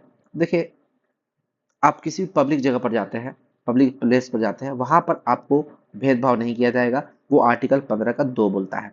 15 का 3 क्या बोलता है कि राज्य जो है वो स्त्रियों और बालकों के लिए विशेष प्रावधान की शक्ति प्रदान करता है। मतलब राज्य को स्त्री, महिलाओं के लिए और बच्चों के लिए, बालकों के लिए विशेष प्रावधान करने की शक्ति देती है आर्टिकल 15 का 3। 15 का 4 क्या है? सामाजिक और शैक्षणिक दृष्टि से पिछड़े वर्गों को तथा एससी एसटी की उन्नति के लिए विशेष उपबंध करने की शक्ति दी गई है। अब देखिए यहाँ पर जनरली जो शुरू में था वो एससी एसटी के लिए मेनली था, पिछड़े वर्ग में भी आपको ओबीसी के लिए आरक्षण बाद में आया। कब आया? 93वां संविधान संशोधन। और वही अगर ईडब्ल्यूएस का बात करें तो वो आया 103वां संविधान संशोधन, तो वो बाद में जुड़ा, उसको देख लेते हैं। देखिए, शैक्षणिक संस्थानों में ओबीसी या अन्य पिछड़े वर्ग का आरक्षण जो है वो कैसे जुड़ा? 93वां संविधान संशोधन आया है 2005 में, उसमें 27% सीटें जो है वो आरक्षित की गई शैक्षणिक संस्थान में। इससे पहले जो है वो आपको बाद में बताएंगे, मंडल आयोग, उसके बारे में बाद में बताएंगे, देखिएगा। 93वां संविधान संशोधन में शैक्षणिक संस्थान में 27% सीट आरक्षित की गई ओबीसी के लिए, अन्य पिछड़े वर्ग के लिए। याद रखिएगा, आईआईटी आईआईएम में भी आपको सीटें आरक्षित की जाती है। 2008 में सर्वोच्च न्यायालय ने क्या कहा कि चूंकि ये 2005 में आया था मामला कि शैक्षणिक संस्थानों में जो पढ़ने वाला जगह है, एजुकेशनल इंस्टीट्यूट है, वहां पर दी जाएगी। तो वहां पर 2008 में सर्वोच्च न्यायालय ने क्या कहा कि वहां पर क्रीमी लेयर सिद्धांत का पालन किया जाएगा। यानी कि जो संपन्न लोग हैं, संपन्न वर्ग, उसको पहले ही छांट दिया कि ओबीसी में भी जो संपन्न वर्ग हैं उनको अब आरक्षण का लाभ नहीं मिलेगा। ठीक है, जैसे अब देखिए क्रीमी लेयर सिद्धांत कहता क्या है कि कोई संवैधानिक पद धारण करने वाले व्यक्ति जो है उनको क्रीमी लेयर के अंतर्गत रखा जाएगा और इस ओबीसी आरक्षण से बाहर है, वो बाहर है। वर्ग ए तथा बी के अधिकारी, वो भी उसके लेयर से बाहर, क्रीमी लेयर से बाहर, यानी कि उनके बच्चे को भी ये अधिकार नहीं मिलेगा। सेना में अगर कोई कर्नल है, मान लीजिए कोई डॉक्टर है, अधिवक्ता है, लेखक है, सलाहकार है, उनके बच्चों को भी ये अधिकार नहीं मिलेगा। व्यापार वाणिज्य में लगे लोग, सालाना जिस व्यक्ति की आय 8 लाख से कम है, ठीक है, 8 लाख से ज्यादा है, वो क्रीमी लेयर में आ जाएंगे, बाहर चले जाएंगे। कम है या ज्यादा होना चाहिए, यहाँ पे इसको ज्यादा कर लीजिए, कम नहीं होना चाहिए, ज्यादा होना चाहिए। 8 लाख से ज्यादा है वो क्रीमी लेयर में आ जाएंगे और इस आरक्षण का लाभ नहीं ले पाएंगे। शहरी क्षेत्रों में जिनके पास भवन है वो भी क्रीमी लेयर में आ जाएंगे। और देखिएगा ये स्टार्टिंग का है, जिस समय क्रीमी लेयर सिद्धांत लाया गया था उस समय ये चीज था। अब देखिएगा क्रीमी लेयर का क्या रूल है। अब लोगों को, अगर जिसको ओबीसी का आरक्षण प्राप्त करना है, उनको एनसीएल सर्टिफिकेट बनाना पड़ता है, नॉन क्रीमी लेयर, यानी कि उनको एक शपथ पत्र भरना पड़ता है जो कहता है कि हाँ अभी भी मैं नॉन क्रीमी लेयर में हूँ। और ये एनसीएल का वैलिडिटी 1 साल का होता है, 1 ईयर, 1 ईयर का वैलिडिटी होता है। आगे बात करते हैं। अब आता है ईडब्ल्यूएस आरक्षण, यानी कि आर्थिक रूप से कमजोर वर्गों के लिए। ये क्या बोलता है? 103वां संविधान संशोधन अधिनियम 2019 द्वारा इसे जोड़ा गया और शैक्षणिक संस्थानों में 10% आरक्षण। और ये देखिए सिर्फ शैक्षणिक संस्थानों में ही नहीं, इसको नियोजन में भी आपको 10% आरक्षण प्राप्त है ईडब्ल्यूएस को, ठीक है। और ओबीसी को भी नियोजन में प्राप्त है, वो पढ़ेंगे मंडल आयोग, वो आगे पढ़ेंगे। पदोन्नति में भी मंडल आयोग ने पदोन्नति में भी, यानी कि अगर आप किसी जॉब में चले गए हैं तो आपको प्रमोशन में भी आपको ये लागू होगा। तो उस पर सुप्रीम कोर्ट ने अभी रोक लगाया हुआ है, प्रमोशन में आपको जो आरक्षण है वो वैलिड है कि नहीं है, उस पर कोई निर्णय अभी नहीं हुआ है। तो वो देखिएगा, वो भी निर्णय हो सकता है कि आ जाए, मे बी। चलिए आगे बढ़ते हैं। तो ईडब्ल्यूएस के बारे में पढ़ रहे थे। ईडब्ल्यूएस जो भी भरता है, अप्लाई करता है ईडब्ल्यूएस से, जो आर्थिक रूप से कमजोर है, तो इसके लिए ईडब्ल्यूएस के लिए क्या है, आपको यूआर कैटेगरी से होना चाहिए, यूआर कैटेगरी अनरिजर्व कैटेगरी में होना चाहिए। और आपको 3 चीज लगेगा ईडब्ल्यूएस के लिए: जाति, आय, आवासीय, आवासीय, ठीक है। ये प्रमाण पत्र लगेगा। जाति प्रमाण पत्र में आपको ये प्रमाण करना होगा कि आप अनारक्षित वर्ग से आते हैं। आय प्रमाण पत्र में आपकी आय जो है वो 8 लाख से कम है। और आवासीय सर्टिफिकेट रेसिडेंशियल जिस स्टेट से आप बना रहे हैं वहां का होना चाहिए। और उसके इसके अलावा आपको कुछ चीज और है जो हम लोग देख लेते हैं। पारिवारिक आय 8 लाख से ज्यादा अगर है तो आप बाहर है, अयोग्य है, आप नहीं भर पाएंगे ईडब्ल्यूएस। 5 एकड़ या उससे अधिक भूमि है तो भी आप नहीं भर पाएंगे। 1000 वर्ग फीट से बड़ा आवासीय फ्लैट है तो भी नहीं भर पाएंगे। अधिसूचित नगर पालिकाओं में 100 गज से बड़ा फ्लैट है वो तो भी आप नहीं भर पाएंगे। अधिसूचित क्षेत्रों में के बाहर, अगर अधिसूचित क्षेत्र में है तो आपको 100 गज से बड़ा फ्लैट है तो नहीं कर पाएंगे। और अधिसूचित क्षेत्र से बाहर है, 200 गज से अधिक आवासीय भूखंड है तो भी आप ईडब्ल्यूएस से बाहर है। अगर ये चीज नहीं है, ये चीज है तो आप अयोग्य हैं, और ये चीज नहीं है तो आप ईडब्ल्यूएस आरक्षण प्राप्त करने के लायक हैं। आगे बात, और ये देखिए ईडब्ल्यूएस आरक्षण में कहीं भी नहीं ये जो इस वर्ड का जिक्र है, आप किसी नौकरी में हैं तो आप ईडब्ल्यूएस से नहीं भर सकते। जैसे बहुत लोग हैं वो ग्रुप डी में नौकरी करते हैं, ग्रुप डी में नौकरी करते हैं, वो बोलते हैं सर क्या मैं ईडब्ल्यूएस का आरक्षण का लाभ ले सकता हूँ? बिल्कुल ले सकते हैं आप। आपकी आय कम है अगर 8 लाख से तो आप ले सकते हैं, कोई दिक्कत नहीं है, ठीक है। और एनसीएल में भी वही चीज है। एनसीएल जो लोग बनवाते हैं उसमें देखिए वहां पर भी 8 लाख का ही जिक्र है। तो जिसका भी सैलरी 8 लाख से कम है वो एनसीएल भी बना सकते हैं, कोई दिक्कत नहीं है। तो यहाँ पर बात की, यहाँ पर हम लोग आर्टिकल 15 पढ़ रहे थे, इसमें हम लोग थोड़ा सा घुस गए ओबीसी और ईडब्ल्यूएस आरक्षण के बारे में। अब आते हैं आर्टिकल 16। आर्टिकल 16 के बारे में थोड़ा समझते हैं। लोक सेवाओं के नियोजन में अवसर की समानता। आर्टिकल 16 का एक क्या बोलता है कि राज्य के अधीन किसी पद, नियोजन या नियुक्ति से संबंधित विषयों में सभी नागरिकों के लिए अवसर की समता होगी। अब देखिए समझिएगा, 16 क्या बोलता है, कहीं भी आप नौकरी लेने के लिए जाते हैं तो सभी को समान अवसर मिलेगा। ऐसा नहीं है कि अवसर किसी को, अब मान लीजिए कि बीएसएससी सीजीएल का वैकेंसी निकला, बिहार सचिवालय का वैकेंसी निकला, तो बिहार सचिवालय क्या बोलेगा कि हम यूआर को नौकरी नहीं देंगे, बाकी सब कास्ट को नौकरी देंगे। या मान लीजिए किसी भी वर्ग को यूआर को दे दिया, बाकी वर्ग को नहीं दिया, तो ये हो जाएगा अवसर की असमानता। हर किसी को नियोजन में, हर किसी को फॉर्म भरने का अधिकार है, यही बोलता है आर्टिकल 16। हर कोई अप्लाई कर सकता है, कोई दिक्कत नहीं। हाँ कुछ ऐसी नौकरियां हैं जहां पर आपको बोल देगा फिजिकल टेस्ट, जो फिजिकल टेस्ट पास करेगा वही एलिजिबल है, वो अलग चीज है। लेकिन अवसर सबको मिल रहा है, आप प्रूफ कीजिए फिजिकली आप एलिजिबल हैं तो आप हैं। ठीक है, तो आर्टिकल 16 बोलता है अवसर की सबको समानता है, कुछ कुछ चीजों में जो है वो क्राइटेरिया सरकार फिक्स कर सकती है। आर्टिकल 16 का एक क्या है, राज्य के अधीन किसी भी पद, नियोजन या नियुक्ति से संबंधित विषयों पर सभी नागरिकों के लिए समान अवसर होगा। तो राज्य में कोई भी नियोजन होगा, कोई भी राज्य में कोई भी नियोजन होगा, कैसा भी पोस्ट होगा, तो सबके लिए अवसर समान होगा। ये 16 का एक बोलता है। 16 का दो क्या बोलता है कि राज्य के अधीन किसी नियोजन या पद के संबंध में आर्टिकल 15 के अनुसार, 15 में 5 चीज के अनुसार बोला था कि भेदभाव नहीं कर सकता है, वो पांचों चीज के आधार पर यहाँ पर भी आप भेदभाव नहीं करेंगे। धर्म, जाति, लिंग, है ना, जन्म स्थान, ये सब के आधार पर आप लोग भेदभाव नहीं कर सकते हैं, और उस आधार पर किसी भी नागरिक को अपात्र नहीं मान सकते हैं। वो आर्टिकल 16 का दो मान बोलता है। लेकिन इसका कुछ अपवाद है, वो देख लीजिए अपवाद क्या है। तीन अपवाद है, तीनों अपवाद को समझ लेते हैं।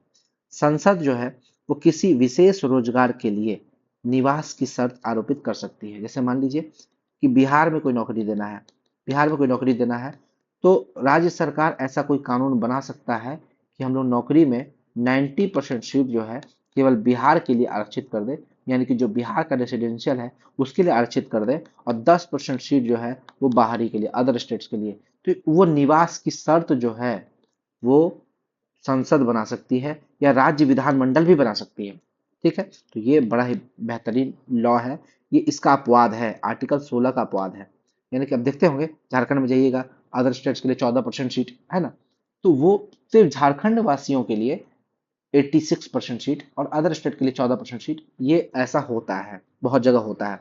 ठीक है, तो ये चीज क्यों है, क्योंकि ये एक अपवाद है।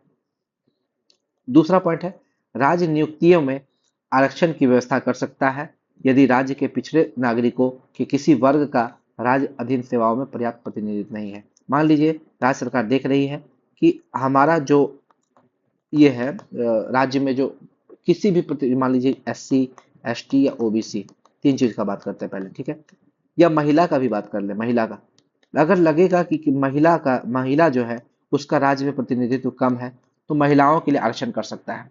और बिहार में जैसे महिला के लिए 35% आरक्षण है, क्योंकि नीतीश कुमार को लगा कि बिहार में महिलाओं का प्रतिनिधित्व जो है वो पर्याप्त नहीं है, उन्होंने महिलाओं के लिए विशेष प्रावधान किया, आरक्षण की व्यवस्था की, ताकि महिलाओं का प्रतिनिधित्व जो है राज्य में बढ़ सके। तो ये आर्टिकल 16 का 4 बोलता है, यानी कि जो दूसरा नंबर पॉइंट है ये आर्टिकल 16 का 4 है।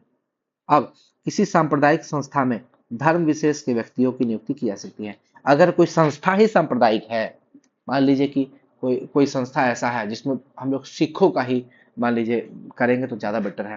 मान लीजिए कि सिख का नियुक्ति करते हैं तो वो संस्था अच्छी चलेगी, क्योंकि सिख धर्म मान लीजिए गुरुद्वारा से संबंधित कोई है, वहाँ सिख धर्म का बात कर लेते हैं। कोई ऐसा है जहाँ पर हिंदू धर्म का ही हम लोग कर ले तो ज्यादा अच्छा है। कहीं पे कोई ऐसा संस्था जहाँ पर अगर मुस्लिमों की नियुक्ति करे तो वो संस्था ज्यादा अच्छे से चल सकती है। तो ऐसा अगर कोई जगह है जहाँ वो संस्था ही सांप्रदायिक संस्था हो, वहां पर किसी धर्म विशेष को नियुक्ति की जाएगी। ये प्रावधान भी इसका अपवाद है आर्टिकल 16 का, इसको समझ लीजिए। अब जैसे मान लीजिए पहाड़ पर चढ़ने की बात की जाएगी, ठीक है, पहाड़ पर चढ़ने का कोई ऐसा चीज है, ठीक है, तो मैंगोलॉयड जनजाति जो है वो पहाड़ पर जल्दी चढ़ जाएगी, 2 घंटे में चढ़ जाएगी, और हम लोग जो नॉर्मल बिहार झारखंड के आदमी है उसको 4 घंटा लगेगा या 5 घंटा लगेगा। तो नौकरी उस जगह पर आपको देना उचित रहेगा कि उस जनजाति को। भाई जो जिस चीज को के लिए परफेक्शन से कोई काम कर सकता है, किसी चीज के लिए वो अच्छे से बना हुआ है, तो वहां पर सरकार ऐसा कानून बना सकती है कि उसी वर्ग के लोगों को नौकरी में दे आरक्षण, जो उस काम को जल्दी कर ले। तो ऐसा कोई रूल है जो कर सकता है। सांप्रदायिक व्यवस्था में आप समझ सकते हैं कि वो अगर कोई संस्था है सांप्रदायिक संस्था, तो वहां पर किसी धर्म विशेष के लोगों को उसमें भर्ती किया जा सकता है, वो इसका अपवाद है। अब देखिए थोड़ा सा मंडल आयोग के बारे में देख लेते हैं। मंडल आयोग उसका क्या परिणाम है उसको देख लेते हैं। मंडल आयोग या दूसरा सामाजिक एवं शैक्षणिक पिछड़ा वर्ग आयोग, देखिए पहला पिछड़ा वर्ग आयोग कब आया था, कब आप लोग कमेंट करके बताएं कब आया था। ठीक है, ये दूसरा है। दूसरा सामाजिक एवं शैक्षणिक पिछड़ा वर्ग आयोग जो है, ये मंडल आयोग के नाम से भी इसको जानते हैं, क्योंकि इसके अध्यक्ष थे VP मंडल, इन्हीं के नाम पे इसको मंडल आयोग भी बोलते हैं। वर्ष 1979 में भारत के सामाजिक या शैक्षणिक रूप से पिछड़े वर्गों की पहचान करने के लिए इसको गठित किया गया था, ये मंडल आयोग। ठीक है, सामाजिक एवं शैक्षणिक पिछड़ा वर्ग आयोग, इसका नाम यही है, सामाजिक एवं शैक्षणिक पिछड़ा वर्ग आयोग। ठीक है, लेकिन अ, अब देखिए, इसको पहचान करने के लिए बोला। अब बहुत सारे भारत के ऐसे जाति थे जो अपने आप को पिछड़ा वर्ग घोषित करने में लग गए। सब लोग कहने लगे मैं पिछड़ा वर्ग हूँ, मैं पिछड़ा वर्ग हूँ। लेकिन पिछड़े वर्ग की पहचान केवल और केवल मंडल आयोग ही कर सकते हैं। और मंडल आयोग ने ये पहचान किया कि गैर हिंदुओं में भी पिछड़े वर्ग होते हैं, जैसे कि मुस्लिमों में भी पिछड़े वर्ग है। ठीक है, पिछले पिछड़े वर्ग है। आप जिससे बात करते हैं, जैसे देखिए, मुस्लिमों में एसटी नहीं होता है, याद रखिएगा, एसटी, मुस्लिमों में एसटी नहीं है, एसटी नहीं है, लेकिन मुस्लिमों में एससी होता है, एससी होता है। कमेंट करके बताइए, दो जाति ऐसी है जो मुस्लिमों में एससी है, आप लोग कमेंट करके बताइएगा। तो ये पहचान कौन करेगा, ओबीसी कौन है, ये पिछड़ा वर्ग की बात कर रहे हैं। तो गैर हिंदुओं में पिछड़े वर्ग की पहचान भी मंडल आयोग ने की। इसीलिए बनाया गया था ये आयोग कि पिछड़ा वर्ग का पहचान कीजिए, उसको आरक्षण का बात करेगा। तो वीपी मंडल ने 1979 में पहचान करने के लिए बनाया, 80 में उसने रिपोर्ट प्रस्तुत किया। लेकिन ये रिपोर्ट को सरकार ने कब लागू किया, 10 साल के बाद, 1990। 1990 में वीपी सरकार ने इसे लागू किया। ओबीसी के लिए आरक्षण 27% पर सीमित कर दिया, और गैर हिंदुओं के लिए भी तो पहचान की तो बता ही दिए। अब देखिए इसकी सिफारिशें क्या थी। इसकी सिफारिशें थी कि ओबीसी को सार्वजनिक क्षेत्र और सरकारी नौकरियों में, यानी कि सार्वजनिक क्षेत्र में और सरकारी नौकरियों में 27% आरक्षण प्रदान किया जाना चाहिए, और उन्हें सार्वजनिक सेवाओं के प्रत्येक स्तरों पर पदोन्नति में समान 27% आरक्षण प्रदान किया। यानी कि ये नौकरी में तो बोला ही बोला, पदोन्नति में भी 27% आरक्षण की बात की है। तो देखिए, क्या इस ये अपना सिफारिश दिया है, क्या इस सिफारिश को सुप्रीम कोर्ट मानेगी? पदोन्नति वाले बात को तो अभी नहीं मानी है, लेकिन इसने कहीं भी क्रीमी लेयर की बात नहीं की है। मंडल आयोग ने कभी भी क्रीमी लेयर की बात नहीं की है। तो अब आता है, देखिए आरक्षण का अगर बात करें, तो जिसको आरक्षण मिला है या जो आरक्षण का प्रतिनिधित्व करते हैं वो आरक्षण को सही मानते हैं। लेकिन जिसको आरक्षण नहीं मिला है वो समान अवसर की मांग करते हैं, कहते हैं कि सभी को अवसर समान मिलना चाहिए, वो आरक्षण को गलत मानते हैं। ठीक है, इस पर डिस्कस करना सही नहीं है। 1990 में इसके लागू होने पर सर्वोच्च न्यायालय, जो मंडल आयोग ने जो सिफारिश की थी, 1990 में इसको वीपी सरकार ने लागू किया। तो जैसे ही ये लागू किया, सुप्रीम कोर्ट में याचिकाएं दायर होने लगी, खूब भर भर के लाखों याचिकाएं गई, हजारों लाखों याचिकाएं गई। सुप्रीम कोर्ट परेशान हो गया कि इतनी याचिकाओं का क्या करे। ठीक है, और याचिकाओं की संख्या ज्यादा होने के कारण सुप्रीम कोर्ट ने क्या कहा कि जितनी भी याचिकाएं हैं, लाखों याचिका, उस सबको एक कर दो, एक। बोला कि एक मामला में हम डिसीजन लेंगे, वो माना जाएगा कि सब मामला में हम वही डिसीजन लिए हैं। बोला याचिका आप खत्म कीजिए, आपका डिसीजन एक मामला। अब वो मामला कौन है, इंदिरा साहनीवाद। इसका ईयर लिख लीजिए, 1992, इंदिरा साहनीवाद। 90 में आया आपका, 90 में आपका क्या आया, ये लागू किया 90 में वीपीसी सरकार ने, और 92 में इंदिरा साहनी वाद आता है। और इंदिरा साहनी वाद में ये सुप्रीम कोर्ट ने क्या माना कि ओबीसी के लिए 27% आरक्षण सही है, वैध है, कानूनी है। ठीक है, तो ये जो आपका आरक्षण है 27% नौकरी में, वो उसको वैध माना। ठीक है, मैक्सिमम आरक्षण सीमा जो है 50%, पदोन्नति में भी इसको बढ़ाया नहीं जाना चाहिए, यानी कि पदोन्नति भी हो रही है तो मैक्सिमम सीमा 50% से ज्यादा नहीं होगा।